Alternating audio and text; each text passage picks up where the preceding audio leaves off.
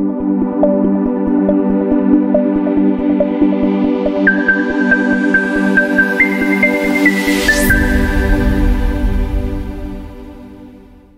Sivan snacks అంత ఏంటి?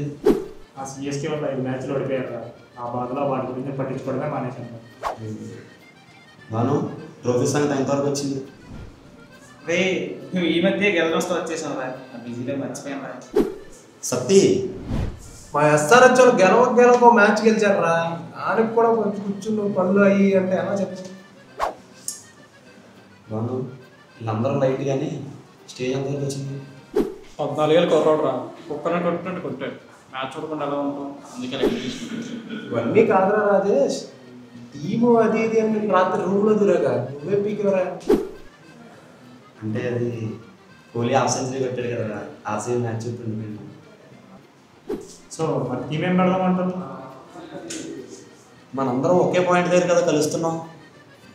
IPL team పెడితే ఎలా ఉంటుంది అంటారు? గుడ్ ఐడియా రా.